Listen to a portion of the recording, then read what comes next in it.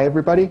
My name is Kai Trepka, and was a student in the Tau group at the Roland Institute at Harvard, and I conducted most of the work I'm presenting today as an undergraduate, and I'm currently a graduate student at UCSF. So today I'm going to be talking to you about rare earth oxide nanomaterials and their applications in magnetic scanning probe microscopy.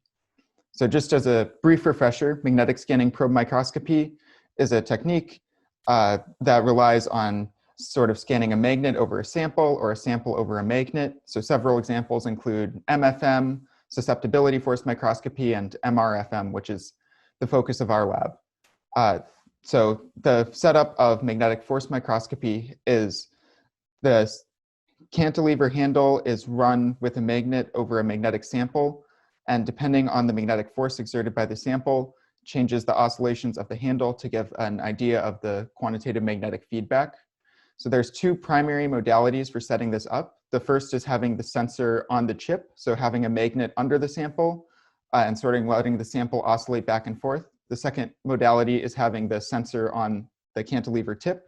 So this is having a magnet on the cantilever and placing the sample underneath of it. So next, I'm going to discuss rare earth oxides for magnetic scanning probe microscopy. So there's two basic types of magnetism. You'll notice I excluded diamagnetism. So the first is ferromagnetism, and this is a type of magnetism where after the spins are aligned, it takes some extra energy to unalign them, versus paramagnetism, where once the spins are aligned, if no magnetic field is applied, they relax back into a totally free state. And you'll notice that for ferromagnetism and paramagnetism, I've displayed the graphs of magnetism versus the applied field for two representative samples. So an ideal material for a magnetic scanning probe application is both robust to fabrication. It has a high magnetization or magnetic saturation, MS. It has a low hysteresis or a low remnant magnetization and coercive field. And it has a long linear range or H-lin. So then the result of the combination of these conditions is a fast imaging time and a high signal to noise ratio. Rare earth oxides are, in theory, ideal for this purpose. They're paramagnetic, which means they have no remnant magnetization and no coercive field. They have a high theoretical bulk saturation magnetization, so above 2 Tesla. They have a resultingly long linear range, and they're theoretically robust to oxidation as they are already oxides and in the most stable crystal lattice structure.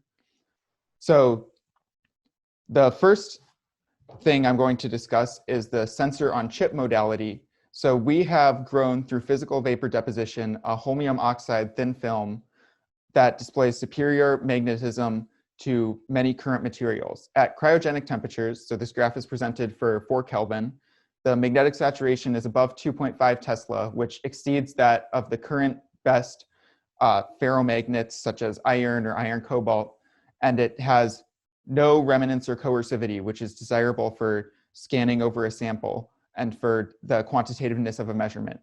And it also has this extremely long linear range, which gives us a long dynamic range of sensing.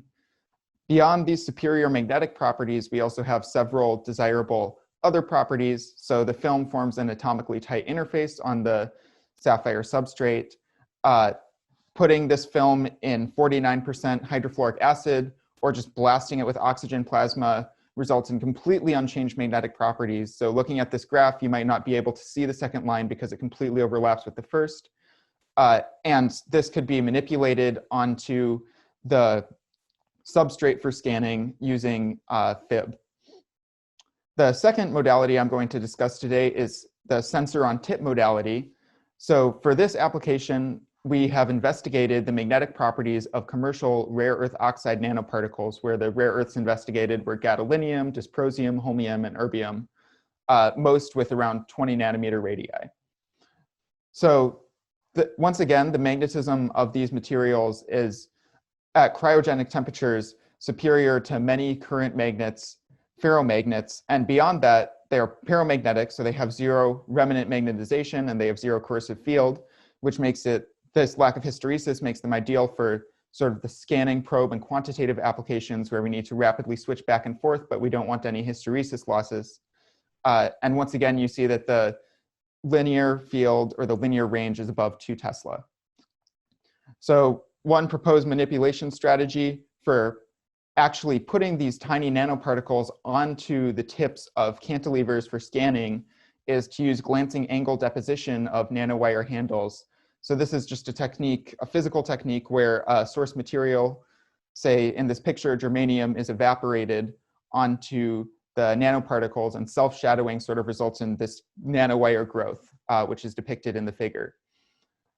One other interesting feature of these commercial rare earth oxide nanoparticles is that they appear to have magnetic dead layers.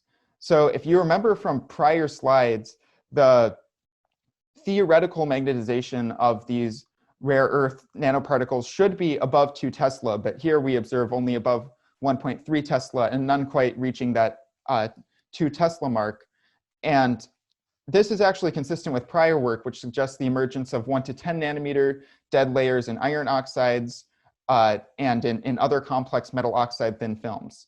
So we decided to model the response of the magnets that you see in the colorful graph on the left using 2 distinct magnetic subpopulations, one that we consider to have a sub-ideal magnetization and one that has the ideal magnetization for that rare earth oxide particle. And we find through this modeling that the magnetic responses we observed are actually consistent with 2 to 11 nanometer dead layers on the surface of these rare earth oxide nanoparticles. So these dead layers are magnetically weaker, magnetically inert in comparison to the theoretical ideal magnetization of rare earth ions. So you might be wondering, well, actually, how do these materials compare for the purpose of magnetic scanning probe applications?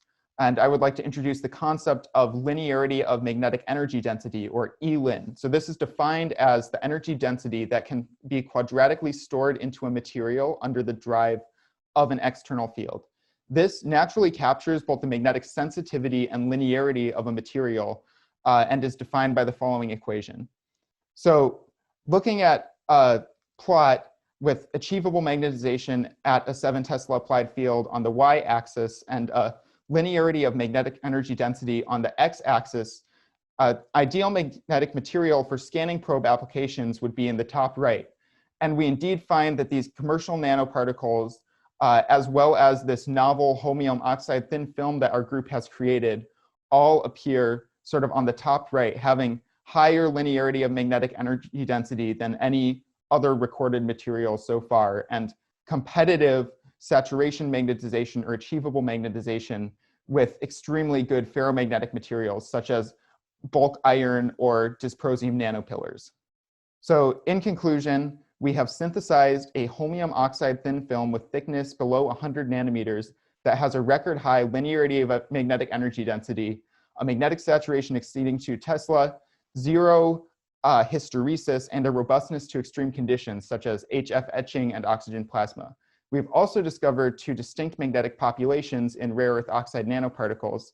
And sort of synthesizing all of this together, we believe that rare earth oxide nanomaterials have superior magnetic properties for scanning probe microscopy applications. And I would like to acknowledge the Ye Tao, my PI, as well as the other Tao Lab members and our collaborators, and also all of our funding sources. Thank you.